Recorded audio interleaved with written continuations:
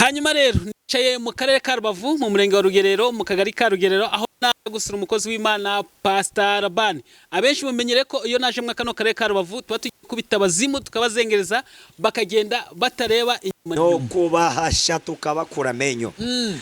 Iki kigana abantu bitege iki? Bitege gutabarwa n'Imana, biterwe kubona ineza y'Imana, bitege kubona imbabazi z'Imana. Kuko nagira ngo ndangarize iki gihe ni mu mavuta mashya. Kuko twebwe tuva mu bwiza tujya mu bundi. Ubwo rero ungurikira akaringaniza umutima we akizera akekwana gita kwijambo. Ndakurahiye ndandwara nimwe yatunanira duhagararanye na Kristo. Ngo Paulo yavuze Imana amaze kuvuga Imana ngo Agabo aravuga ngo uzi ko hari yashigaje gake ukanyemeza iyo Mana yanyu. Niko yavuze hari habuze umushingiye byo vuze habuze gace ngo nanjye unyemeze iyo Mana yanyu. Paulo ramusubiza ngo nubwo tabyemera uyu munsi cyangwa se nubwo tabyemera mu maso y'abantu ariko mu mutima wabyemeye nuko hari icyo utinya. Nuko iyo wiziye ubona Imana.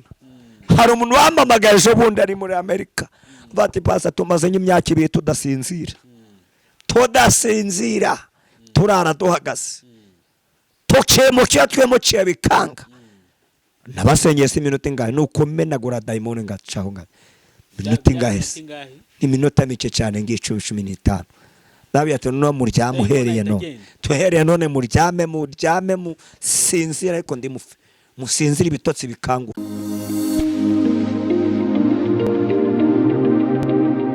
Yes, ni iby'agace kenshi gakomeye kuduhitamo hano kuri Gonarike Plus. Amahoro y'Imana akomeze kubana namwe. Njye nitwa David, ndabasuje hano se mwamuherereye mwamwe mu Rwanda cyangwa hanze y'u Rwanda. Mwumve ko mbasuje kanabwira ko bakunda cyane ve ku mutima.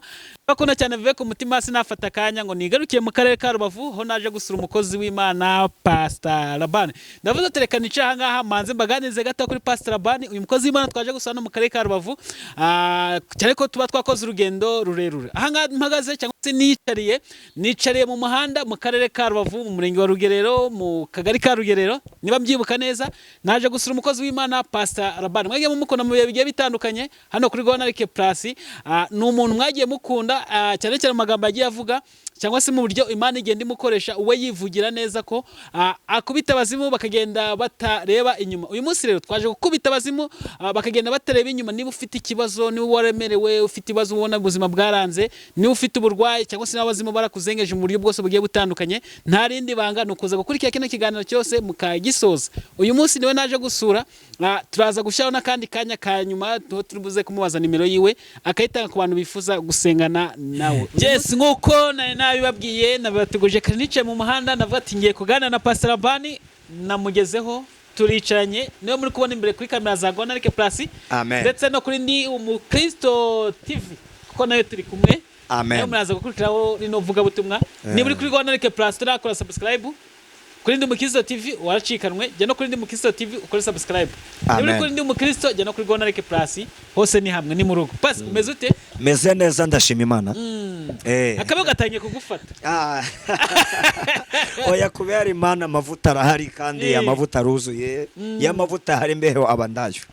Harya ubundi mu busanzwe imbeho bayirukanga gute? Ubundi imbeho irwangwa n'icyayi kunywa icyayi uka imbehe bigiye neza cyangwa se gukora siporo mu buzima busanzwe.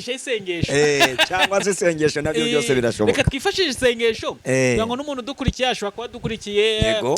Twe hano turi hari imbeho n'akavura kari kugwa bari kubyumva abadukurikiye kuko muri iyi minsi turimo yabona amezi y'imvura. Turaza kubigarukaho nyuma. Reka tubaze dusenge. Mana turagushimiye izina ryawe ryubahwe wakoze imirimo n'ibitangaza ubana natwe. Turagushimiye cyane izina ryawe ryubahwe wakoze imirimo ubana natwe. Mana turakunezewe cyane izina ryawe nirishimwe.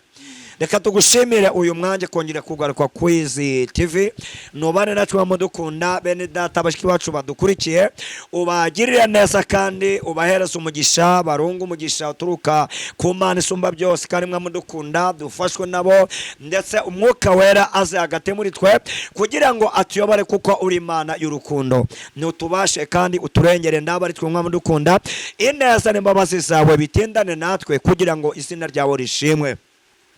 bene data bari hirya no hino mwamudukunda turabasengeye bari Amerika, Aziya, Iburayi bwose, Afrika, ahantu hose hatandukanye, ndetse abantu bose bumva ururimi rwacu rw'ikinyarwanda nubagirire neza uko bakumva bemeze kose. Haracyari ibyiringiro, niko Yobu yavuze umugaragu wawe. Birashoboka mwamudukunda hari byabateye guhangayika bagahagarika umutima, ariko haracyari ibyiringiro. Izina ryawe niryubahwe, ngatubera Imana kandi utubere umucyo mwamudukunda. Ineza n'imbabazi zawe bigumane natwe. Ngaho yobora mwene data David, yenda kuyobora ikiganiro, umwuka wawe agumane nawe, kandi nanje wenda kubazwa ibibazo bitandukanye mwamudukunda, nanje umwuka wawe amanukire muri nje kugira ngo izina ryawe ryubahwe. Ngatugire neza kandi ubane natwe bene data badukurikiye, naba ubane n'abakubye neza n'imbabazi zawe. Ngadufashe muri byose ni mu izina rya Yesu, amena amena amen. Nongeye kuguha ikaze na karibu. Urakoze cyane. Nangiye kuvuga ngo muri iyi minsi turi mu minsi y'imvura, ariko nanone ibihe byarahindutse. Mu kwa kane sibwo imvura yagwaga? Mu kwa kane nibwo yagwaga, gasenya amazu, migezi kuzura, ariko urabona ikigeze no kwa gatanu. Birashoboka ko yakambukiranya ikagera no mu kwa gatandatu. Burase mu kwa kane imvura yaraguye? Yaraguye ariko si cyane urebye gereranije n'ibihe byatambutse.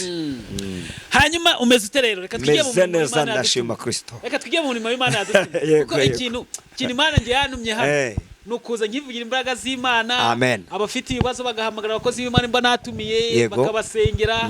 Yo naje kuri wowe rero abari ibindi bintu. Ya natwe turiteguye gufasha abantu b'Imana. Umurimo w'Imana umeze ute rero? Bo muri iki gihe ngiki muri rusange ndabwo ku murimo w'Imana birakomeye.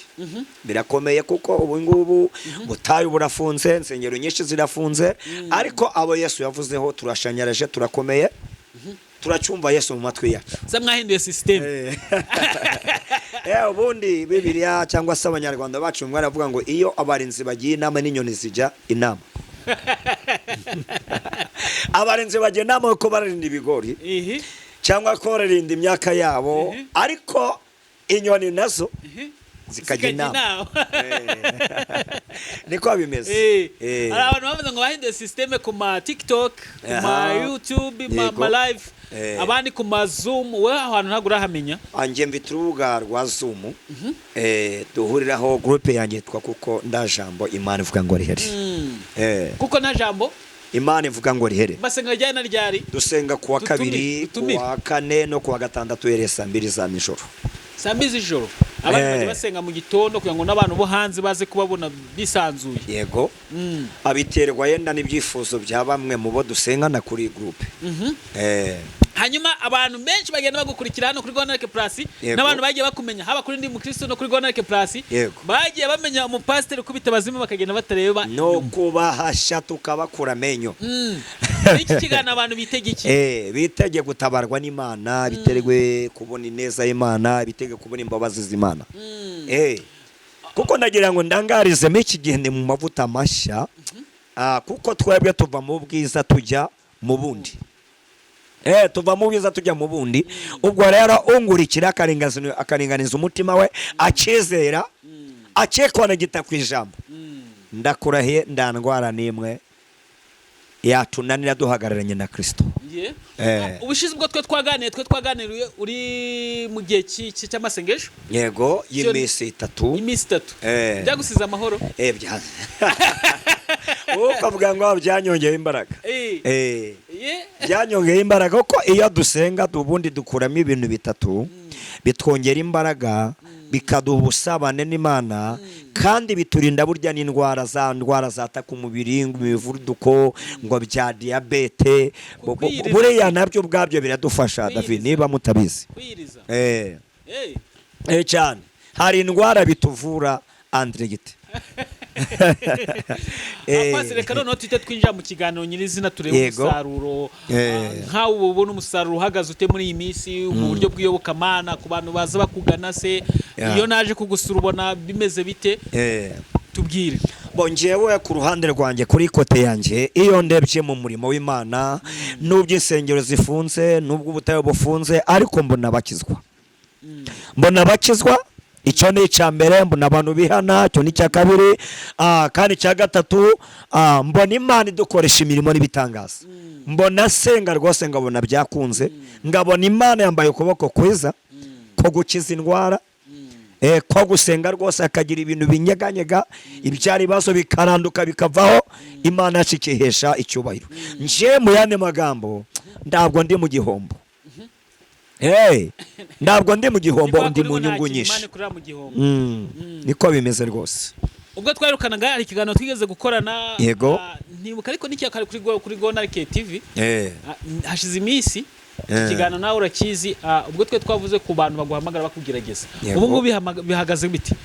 Nyine buriya urabona hano kuri social media dukurikirwa n'abantu batandukanye, abapagani, abakristo, ingeri zitandukanye. Hari uhamagara rero avuga ngo tabano ni babandi batubwiye, kandi nanjye muhamagara numve. Womeze ariko ngiye amamagara ngerageza mbita mbibona, kandi burashobora kumpamagara kabiri gatatu angerageza itaracamo, itaracamo. Ariko ndi wahamagaye afite kuzavuga ngo shingiye kwa aya magambo ngiye kuyubakaho mbona Imana, yamamagara rimwe pa, yamamagara kabiri pa, bikaba byakunze tukavugana akabona igisubizo cye. Umuntu yaguhamagaye kugerageza nta gicamo, rimwe na rimwe biranga rwose ndibikunde, telefone ndicemo cyangwa se agasangira ibize, ariko wa muntu waje mu gihe cye, mu gihe cyanyacu akabona Imana. Kandi abo dufata abaje batugerageza tukabatahura, tuvuga ngo mwebwe muri kutugerageza. Ese nko yimufashe ariko kugerageza ngiki ikintu wumva gusa icyo namubwira, mwifuriza kwakira Yesu umwami n'umukiza, kuko abayinjiye muri domaine itariye, ariko abazi domaine yabo, abazi urwego rwabo mu Mana, bumva bahamanya n'umukozi w'Imana, bumva buzuzanya n'umukozi w'Imana. Uriya rero nubwo ahamagara agerageza, mu byo kuri ndabwa baragera ku rugero rw'Imana isumba byose. Uyu rero ndakindi duhita tumufasha, bitamufasha kwakira Imana, kwakira Yesu umwami n'umukiza. Babi atariko ibintu wakoze si byiza, ihane ihane hoke Imana kubabarire, kuko hano winjiye hinjirwa n'abameze gutya n'abateye barya. None rero niba nawe ushaka kuba mu uyu mwanya mw'iki gisata cy'uyobokamana no kumva gushaka kw'Imana, urakwiye kwitwara gutya. Ngamubwira ukunda kumba kwitwara, niko bimeze.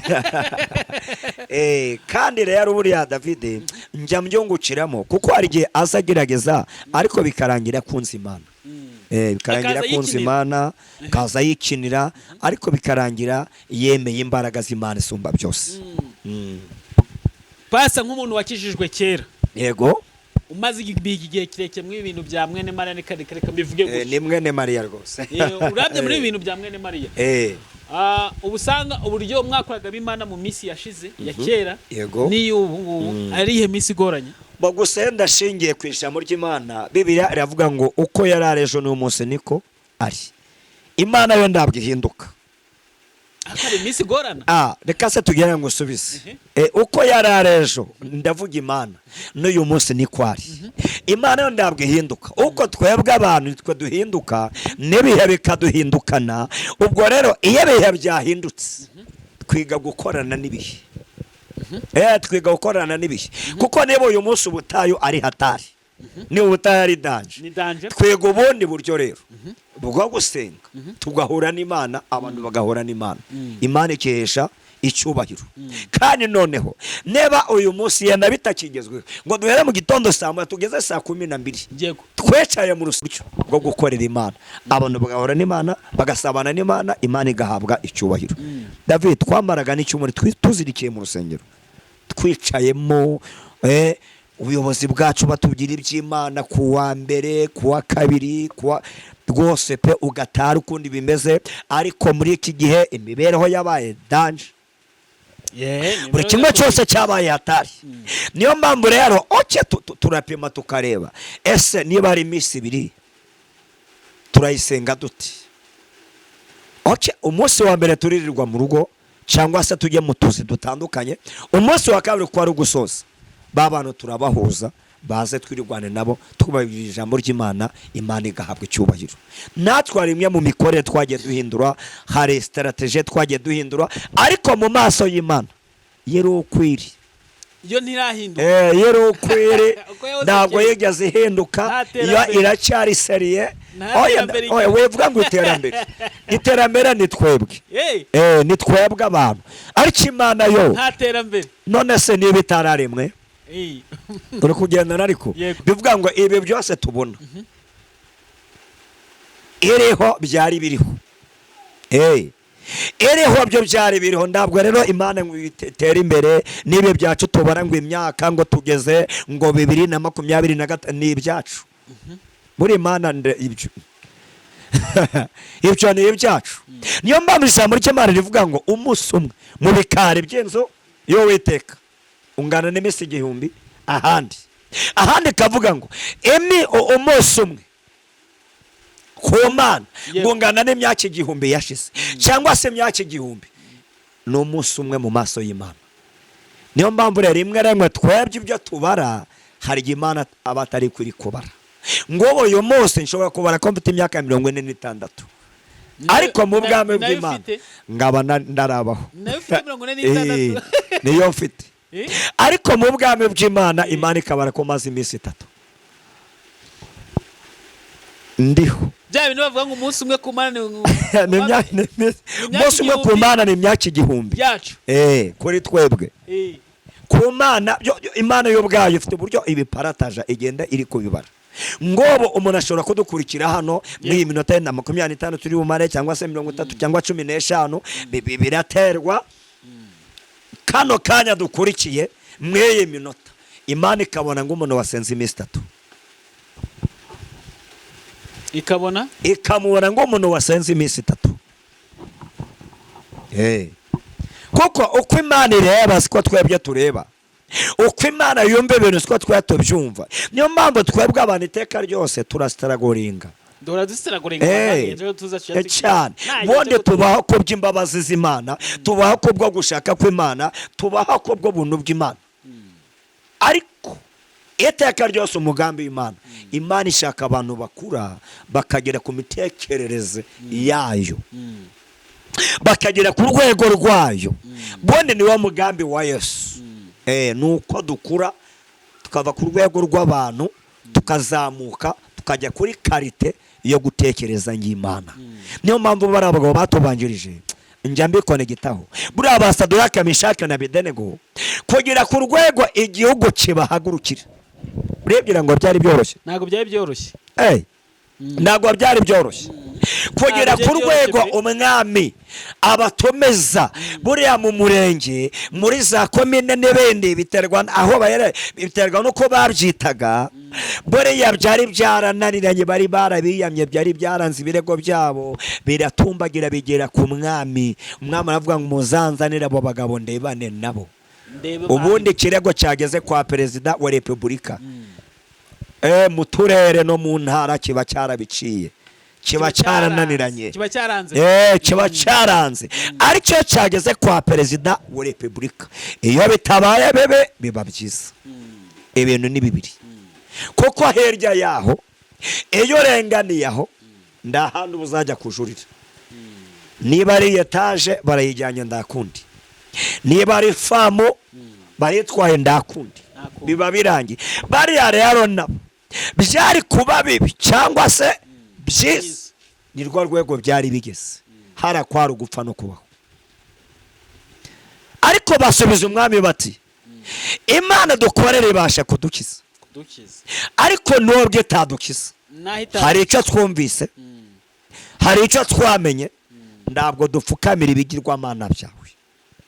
Sefene kandi aho bari barangije. Yere mitekerereze rero ni urwego rw'ubumana, ntabwo umuntu upfuye kubaho yabitekereza. None se mumbabarire kuvuga gutya, niba uyu munsi nshobora gutinya ko ubutayu bubujijwe, niba nshobora gutinya nenjyayo ko bari bumfunge, so kumfunga se ngarya ku mbungure z'igihugu? Niba nshobora gutinya hajya bazanye ingota, harya bacanye umuriro, watinyuka? Hariya rero bari abagabo ntabwo bari basanzwe. Niyo mpamvu uyu munsi ni ba mujijya nino iyo byerekeye niyo bajya, abahamya ndabo bemera gupfa, bemera kumanikwa, kuko baracyavuga ngo Imana izirwanirira, Imana izirwanirira, Imana izesha icyubahiro. Imana ikeneye abikoresha n'ibwami bakamenya Imana. Imana ikeneye abikoresha mwebwe mudukurikiye. Imana ikeneye abemera guhara amagara yabo bagahamya. Yigeze nsoma ijambo rimwe Petero, yego, arimo n'umugabo witwaga niba ari Agabo, ntabwo ngibuka neza. ngo Pawulo yavuze Imana, amaze kuvuga Imana, ngo Agabo aravuga ngo uzi ko hari yashigaje gake ukanyemeza iyo Mana yanyu. Niko yavuze, hari habuze, unshingiye byo uvuze, habuze gace ngo nanjye unyemeze iyo Mana yanyu. Pawulo aramusubiza ngo nubwo tabyemera uyu munsi, cyangwa se nubwo tabyemera mu maso y'abantu, ariko mu mutima wabyemeye, nuko hari icyo utinya. None Imana rero ikeneye abantu bahara amagara yabo. Iyo Kristo adahara amagara ye ngo yemere kuza mu isi y'ibyaha, bo ni mu bamarayika, bo ni mu ijuru habaye abantu 7 cyangwa se imitwe 7 bakoze kuwa mbere w'ibizima, ati nyakwa bose twebwe tuzavuga ngo urera urera urera. Bakoze ku bamarayika batoya, twebwe n'uburinzi bwacu no kujya kwizamu turinda abantu baye no kurinda kuri porotaye. Bakoze ku bakuru, ati natwe umurimo wacu turawuzi. Bakoze ku basarafi, umurimo wacu turawuzi. Bageze kuri Yesu rabati njyewe ndajyayo, ko nzasanga bimeze nzabyihanganira ko nzasanga bimeze, ariko njyewe ndumviye ndagiye. Yesu araza, ageze ku isi iramwataka, isi iramwataka, bashaka kumugaraguza gati, ariko yarari kuri mission, yarari kuri mission mu bikore ko njyewe target yanjye ndayizi, icyanzanye handakizi. Haleluya, ndafashijwe. dukomeze reka nanjye ngavuge gakeya. Hari abantu bajya bitiramo story bakavuga ati ntabwo ni story, ni kuyanga abantu nyine babaye bisekera cyangwa se bavuga ari ukundi kuntu babaye. Bajya bavuga ngo kubera inkoni nk'abantu twakubise Yesu, ngo yaravuze ngazagaruka, ngako ngo tekeza ko yatinye kugaruka, ngo kubera inkoni twamukubise azagaruka, kandi n'uyu munsi yagarutse, kandi yaratinye kugaruka kubera inkoni bamukubise. Yaragarutse aho kono kabone batarabimenya. Ubundi abantu bamenye ibi iteka ryose Yesu aragaruka. Mo yatinye kugaruka kubera inkoni bamukubise, ya misumari, wa makamba y'amahwa, oya ndabwo Yesu bamuhase, yabihisemo atazi ibyari byo, ko Imana yari ifite ikindi igomba gukora yenda hirya ya Yesu. Yesu abyemera ngawe, aza mwese azi icyo aje gukora. Anyura mu mateso avuga ngo ibi nibyo byanzanye ku isi. Ndibuka asezerano ko begesha bavuga ngo umurimo wanzanye mu isi urarangiye, urasoje, ngomba no gusubira ku wandumye, ariko mwebwe musigaye mu kigwi cyanjye, kandi umufasha naza azabashoboza, azabereka ibyo mukwiye gukora. Naho Yesu nagira ngo mbwire abantu, n'uyu munsi yaje, n'ejo azaza, kandi tujya tubwira abantu ngo niba imperuka itinze n'urupfu rurahari. N'urupfu rurahari. Runo rupfu rero iyo Yesu yaje, iyo runo rupfu rwaje, ni Yesu uba yaje, kuko ibyo wakoze urupfu rutaraza nibyo biguherekeza. Ibindi byose wakura hirya y'urupfu ndacyo byaba bimaze. Njya numva ngo abantu ngo bagira ngo misango z'abapfuye, ngo gusabira abapfuye, nakuno tujya gushingura, n'ubundi tuba tumuherekeje Gikristo, ya mirimo yakoze agihumeka niyo tugera tugahamya, kugira ngo abandi baraho bayegeraho. Ariko hari ndaco mba nokora kuwapfuye ndaco, bya bindi yakoze agihumeka, ibyo ngibyo nibyo bigenda bimuherekeje, ni nabyo tuvugaho kugira ngo abasigaye bizere. Ariko nyuma ngo uramuntu bagira ngo misa ngo zo gusabira bapfuye, ngo bafite ngo bamutagatifu runaka, ngafite ngo mutagatifu wapfuye kera, ufite daimoni, ufite nyabenge, ufite nyabenge werahuriye we ndabyo. Kuko iyo mwise mutagatifu ese afite ubuhamya busa buti, bona umutagatifu dufite hano ku isi twebwe twese Muzi. ni Kristo. usanzwe uzi na ni Kristo, uwo niwe watsindiye ibendera ry'ubukristo, niwe watangaje imirimo yo gukiranuka igihe cyose, imyaka yose 33 yamaze ku isi, nta cyaha cyamugaragayemo. N'abamushinyaguriye yarababariye, n'abamubambye yabahaye imbabazi. hanyuma pastor, hari abantu badukurikiye hano, bamwe bashobora kuba baryamye bari mu bitaro, abandi bashobora kuba bari mu modoka ariko bafite ibibazo bigiye bitandukanye. Hari abantu badukurikiye mu ngeri zigiye zitandukanye, ariko na buri wese n'ikibazo cye afite. Rimwe na rimwe ukavuga amagambo nk'ayo, bakavuga ati ni bya bindi by'abapasiteri bamenyereye kuza bakatubwira amagambo, ariko by'akanya gato n'ubundi tugakomezanya ibibazo byacu. Niki wababwira abo bantu babuze ibyiringiro, babuze kwizera, bumva badafite amahoro? Kuko cyane cyane uko tubona umuntu inyuma siko bagaragara imbere ku mutima, abafite ikindi kintu kimuremeje. Yego, niki kintu wababwira? Gusa ikintu nababwira, Yesu ariho kandi yahozeho kandi azahoraho. Ibiganza bya Yesu biracyakora ibitangaza. Imirimo ya Yesu ni ukutugirira neza. Ikintu nababwira, abantu bijya babifata nk'ibipindi, bakafata ibintu byabo n'abapasiteri. Buriya uyu munsi turi mu gihugu cy'u Rwanda, leta yacu ngo ni leta y'ubumwe. Hari imico badutoza, turi intore, hari tugomba kugendera ku murongo. Hari umurongo tugomba gufata. Yego, hari umurongo tugomba kugendamo kandi tutagomba kuwurenga. Kristo rero nawe afite indangagaciro aduhereza, kandi burya no kwa muganga ikintu nakibwirira abantu, ushobora kuba uri muganga, umurwayi bakamukuzanira yarembye, ibintu bikomeye, ariko uburyo umubwiye neza, uburyo wakira umurwayi neza, mubwira ngo humura urakira, humura nushenge ngiye kugutera, ye namite ngwandikiye erebo gufashe, uriya murwayi akava kwa muganga akize. Ariko ushobora no kumwandikira umuti ukiza kandi wizeye, ariko uburyo wamwakiriye, uburyo wamufashe, amagambo wamubwiye, abana agatakaza kwizera na wa muti ndugira icyo umumarira. Mu Mana rero, mu Mana ntabwo turi abanyabipindi. Turavuga imirimo Yesu yakoze, n'uyu munsi ari kuyikora. Turavuga ko akiza abarwayi, n'umunsi ari kubakiza. Mfite umuntu urenda kuzaza hano kuki ibinyamakuru byacu gutanga ubuhamya. Yakize imivuduko. Imivuduko y'amaraso. Yakize umuvuduko w'amaraso. Wari 400. Ibintu bikomeye. Dutangiye kumusengera bigenda bimanuka. Haryo busanzwe umuvuduko nta gukira. Ushobora gukira ariko bigoranye. Ariko uyu munsi yaramye ati, Papa Rabani, ndi kwitegura kuzaza gutanga ubuhamya ku binyamakuru byanyu, kuko niho nakumenye.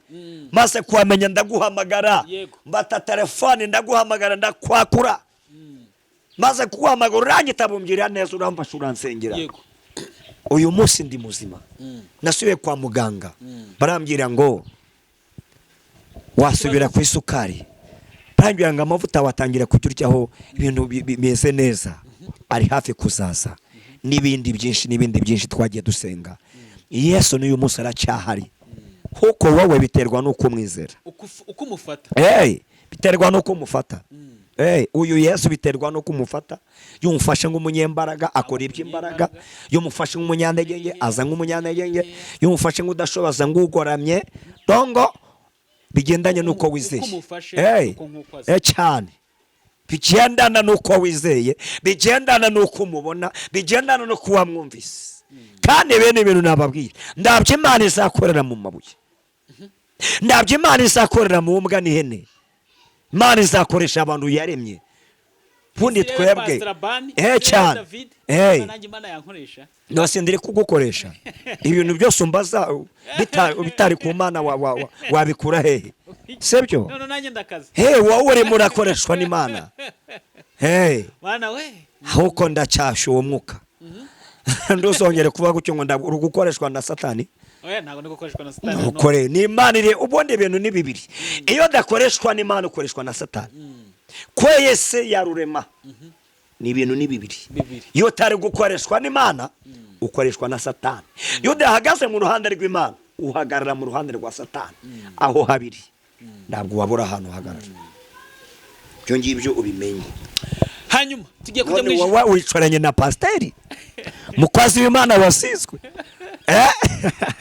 sebyo uhamagarwa n'abakomeye n'aboroheje abanyamerika n'abanyamurayi n'abanyafurika none wangu ndabwo uri gukorera Imana. Korera Imana mu izina rya Yesu, korera Imana mu izina rya Yesu Kristo. Sebyo aka kazi Imana yaduhaye ntabwo kaba koroshye. Aka kazi buri urakorera Imana. Ubundi David wowe kuba twicaye no mu uyu mwanya ibi nabisengeye igihe kinini. Numvaga domaine yanjye yuko uvuga Imana, numvaga kuvuga mubi wacu naramaze kubabwira. Byari bikwiye ko mvi Samariya ngagiye Yudaya turi kugendana. Byari bikwiye ko ngera kumbera sisi. Narahageze rero. Cyakora wete yakamira ko nzambuka amahanga. Niba nzabona passport ngagiyeho n'indege. Ariko narahageze. Ndi mu mitima y'Abanyamerika. Iri jambo mfite aha ryabagezeho. Ndi mu mitima y'Abanyaburayi. Turi kugendana. Mitima y'Abanyafrika bose. Cyane. Hari ukakumva mwarambya ngo ngiye ndi muri Sweden. Nari kuzagera mu kwa kangahe? Muri Sweden? Nari kuzagera mu kwa kangahe? Hako ndiyo. Undarambira ngo ngiye ndi ku mugabane wa Aziya. Sibyo? Nari kuzagerayo mu kwa kangahe? Sibyo? Amashuri nifitiye ari kubarirwa hehe? Sibyo? Ni ku ntoki? Oya, dori. Mu wa mbere, mu wa kabiri, mu wa gatatu, mu wa kane, mu wa gatanu, mu wa gatandatu. Nshikiriza aho ngaho. Ibihe bibi biratwataka by'indambara z'abacengezi. Tabatu ubundi ndi kwiga ko ndazaba gitifu. Ubutegetsi n'ubwa barunaka ingenga y'ibitekerezo y'ikiri nyinshi. Yarere nyinshi rwose. Sibyo? Bati ndiga ndigi biki. Papa kafite imirima n'ibijumba n'ibishimbo. Apo. Birangiriraho. Noko. Sibyo? Ariko kubera Yesu. Haleluya. Yesu kora byose. Nta kintu cyishimishya ngo guhamagarwa n'umuntu uri muri Amerika. Tingewe ndi Burayi. Kubera uyu mugabo. Mukozi w'Imana ndigira ngo usengere numvise Imana uvuga Imana ukorera nayo umeshe ndabwo isanzwe kandi ibyo tubabwira si amagambo. Nukuri yo wiziye ubona Imana. Hari umuntu wamamagaje bundi ari muri Amerika. Bati pasa tumaze imyaka ibiri tudasinzira. Tudasinzira. Turara duhagaze. Tukemukiye twemukiye bikanga. Nabasengeye si minota ingahe nuko menagura daimoni ngacaho ngahe. Minota ingahe? Ni minota mike cyane ngiye 15. Dabi ati no muryame uhereye no. Tuhereye none muryame mu sinzira ariko ndi musinzira ibitotsi bikanguka. Haleluya. Amen. Ngesho nabatejo muzambwira ati paza twasinziriye. Haleluya. Ati twasinziriye. Imyaka ibiri tudasinzira. Ati twasinziriye tusinzira ngo duhinja. Ati burya haracyari abakozi b'Imana, haracyari abantu Imana ikoresha. Rambwira ngo hahiriwe abaturanye nawe. Hahiriwe abaturanye nawe. Nawe yati yo bariya Yesu yavuze ngo ndamuhanuzi wabo. Tiburiya hari bigiye batanyemera. Bakava iwanjye bakava. Huko wowe wirwota amasimbi. Ukanyemera. Ko na Yesu barandi bamwemeye. Sibyo? Hanyuma tugiye kujya mu ijambo ry'Imana yataze gutinda igihe kirekire cyane ko ndakubaza ko uraza kutubwira ijambo twagenda muri iyi minsi sinangombwa sinzi ukuntu rubuze kubigenza. Uri pasi waza gukoresha igihe gitoya kuko nawe urabona igihe kigeze. N'amasaha agenda kura n'umunsi kuntu umeze, n'umunsi umeze nabi cyane. Hanyuma pasi umukisi w'uyu munsi mu masegonda make nk'amasegonda 10-15. Umukisi w'uyu munsi dukomeze kumubwira ngo yitwara ute. Umukisi w'uyu munsi akomeze yizera Imana. Akomeze yizera Imana. Akomeze agume mu masezerano. Nituvuga umukristo uri umukristo nugira amasezerano. Niba uri umukristo akaba ndamasezerano ufite ndabwo uraba umukristo. Ko amakristo kuko amasezerano dufite aho duhurira nayo. Amasezerano tuyahabwa iyo twamaze kwemera Kristo. Ndagira yambira umukristo w'uyu munsi kuko ndi mwisi yagutse. Abantu mu iki gihe basa naho bashidikanije Imana. abantu b'iki gihe basa naho bafite ibindi bintu bahugiye. Yego, basa naho babuze ibisubizo by'ibyo bari biringiye. Ariko nagira ngo mabwire ngo Yesu aracyafite ibisubizo, Yesu aracyatabara. Wigamburura, wiceke indege, dore urugendo rugiye kurugeza ku musozo. Biganza bya Yesu biracyakora ibitangaza. Yesu aracyafite amaboko magari, kandi aya maboko ayaramburiye kugira ngo nawe agufate kandi aguhe ibisubizo byawe. Amen. Hanyuma reka tuje mu ijambo ry'Imana na akanya gatoya kuko tudageze mu 10 no gusoza byose 10 ntekeza kitagezemo. Nikara mu ijambo ry'Imana kuko ubizi n'abantu badukurikiye babizi. Hani wacu ntago byaba ko twaganira tuvuga ijambo ry'Imana. Cyane cyane naje mu Gisenyi hari ibintu byinshi babigiye gukemuka. Binaciye no mu ijambo ry'Imana. Amen, amen. Gisenyi mu rugerero mu kagari ka rugerero. Amen, amen. Reka dukomeze no mu Zaburi ya 30 ya 35 turasoma ku murongo waho wa mbere. Murongo wa mbere haratubwira ngo Uwiteka burana n'abamburanya, rwana n'abandwanya, enda ingabo nto nini, uhagurukire kuntabara, kandi ushingure icumu mu ntagara, wimimire abangenza. Ubwira umutima wanjye uti ninjye gakiza kawe. Abashaka ubugingo bwanjye bamware, ubagira igisuzuguriro. Abajya inama yo kungirira nabi, basubizwe inyuma bakorwe n'isoni. Mwakira ijambo ry'Imana. Shote z'Imana kandi shote za Yesu. Iyi ni Zaburi ya Dawidi. Yongeze kuri umugabo Dawidi, ngibuka amateka ye uburyo twayabwiwe n'ijambo ry'Imana, ngibuka aho yavutse, ngibuka atoranywa, ngibuka aho yarari. Nasobanukiwe ko ndahantu kuri Imana itakura umuntu. Namenye ko ndakure cyane Imana itageze umuntu. Boreye Imana yabishatse bwaca mu gitondo ufite escort. Imana ishimwe cyane. Imana yabishatse bwaca mu gitondo ufite escort. Hano ijambo ry'Imana tubwiye ngo Imana irwanya abaturwanya, ehega baduhega, esengora amacumu bari bashinze kuza kuturwanya. Imana yarebeye Dawidi, yavuga ngo Dawidi nubwo uhawe isezerano ryo kuzaba ukomeye, ariko Sawuli arahari. Sawuli arahari. Yewe mukoze wicaye mu biro menya ngo Sawuli arahari. Yewe mucuruzi wicaye mu mangazini menya ngo Sawuli arahari.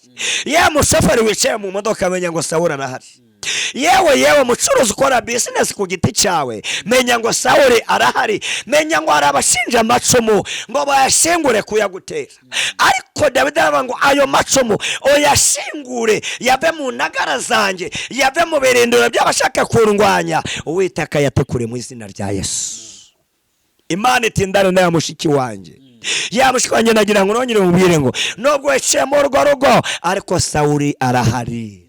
Sawuli arashaka gusenya urugo, Sawuli araguhiga, Sawuli arahiga abanyamasezerano. Mana kitwegere kandi itindane natwe kuko Sawuli afite ishari, Sawuli afite ubwoba, yicuza abaco. Mana ishimwe cyane. No mangwe byiriyane oyahumura elephone degree ibiganza bya Yesu biracyafite imbaraga. Maboko ya Yesu aracyaturira ibiremereye, aracyaterura ibiremereye. Maboko ya Yesu aracyari magari, byakura ku byafu gakura ku byakure kugira ngo utabarwe. Mana twegere kandi tindane natwe. Murongo wa mbere ngo Uwiteka burana n'abandwanya, rwana n'abandwanya, ingabo ndo nini, uhagurukire kuntabara, kandi ushingure icumu mu ntagara, wimimire abangenza. Uwiteka arakurwaniriye, yewe mukobwa arakurwaniriye, yewe mugabo arakurwaniriye. Imana cyabwa icobero, ye muyobozi bwawe arakurwaniriye. Ibibazo ufite dore mbivuzeho urabifite. Hatabaye imbaraga z'Imana ejo bundi byakujugunya hanze. Hatabayeho ubutware bw'Imana ejo bundi wamwara. Ariko Uwiteka aravuze ngo ndawuzamwara mu izina rya Yesu. Neko avuze hari amacumu yagiye kuvunika bari bagurikiye kugutera. Ndawuzamwara mu izina rya Yesu. Ikomeze ku Mana kandi bari yo wiringira. Nimwakire neza ijambo ry'Imana.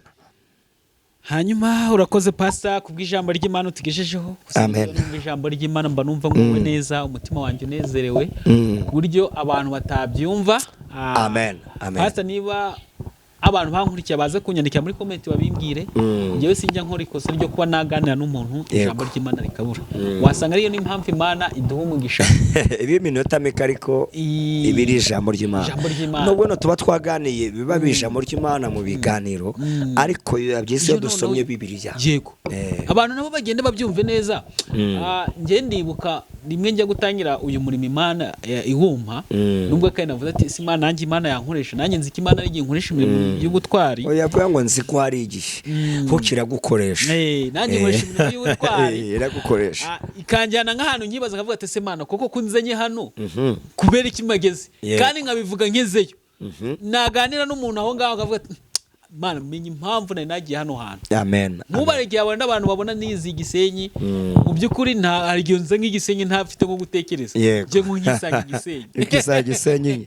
kuko uba wahayobowe n'Imana kugira ngo ujye kugira ibyo ukorayo abantu bazafashwe kandi bazunguke mu buryo bw'umwuka. Iki nanye kuvuga rero nje nibuka umuntu ambwiye ati rero ngiye gukora gutya arangije arambwiye ijambo rimwe ambwiye ati abandi bakora ibintu biyambika ubusa basebanya nibyo bintu bikundwa noneho kugiye gukora uzakora iki ntatambuza ijambo ry'Imana ngo reka bagureba akanyeka nk'abantu 20 bagiye babikora bikanga yego anje mbirebye ngira ubwoba navuga ati nareba yanyeka abantu bakoze batukana bambaye ubusa nkabona ibyabo biri hejuru birakundwa yego afata urugamba nzarusoza ariko ndashima Imana ko yanshyigikiye muri ibyo bintu ikamba hafi ikambuza n'abakozi b'Imana nk'abapastor Abani abantu bakabakunda pastor sinzi urugira abantu babakundamo ariko burabakunda pe baradukunda turabizi kandi turanabibashimira ndashimira wo dukunda buriya David hari abantu bakunda kandi bagashyira no mu bikorwa bitari ku magambo gusa akagukunda agashyira no mu bikorwa cyane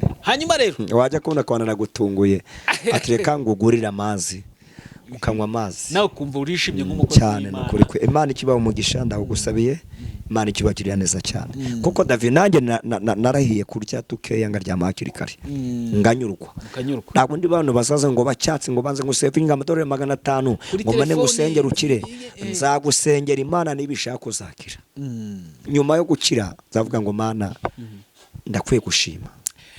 Hanyuma rero tugeze muri kakanya keza abantu mukunda muri benshi akanya abantu bamutegereje muri benshi rimwe na rimwe mugategeza igihe kirekire pasta bra nko kubibona ubu ntago gitanga nimero zanyu najyaga nzitanga kwa ko nimero yanjye yabaga ari hafi kugira ngo igaragare ariko ubu nko bureka ngubwiza ukunda ikintu kihari ntago ntanga nimero zanyu no si baguhamagara yanjye ayibuze akaguhamagara ndi wayitanga ntayitanga ariko ntago bazibura ahubwo ikibazo kiba kihari baranyandika ati ko twahamagaye pastor uyu n'uyu akaba atabonetse neza akavuga ati rero mutegereza araza kuboneka uzi impamvu nabivuze mbere barazaga bakareba ikiganiro bakagicamo hagati nimwumve nimero yego ntibasoza ikiganiro aho namaze iminsi mbabwira ati nimero tuyishyira mu kiganiro inyuma dusoje basigaye bagenda bakumva ikiganiro cyose bakagisoza urumva umuntu atari intwari zaba akeneye gukira turanamushimiye hano ubundi uwo muntu wumvise ikiganiro akagisoza ubundi biherana mu kwizera yumvisha agace gato gahita ujya hirya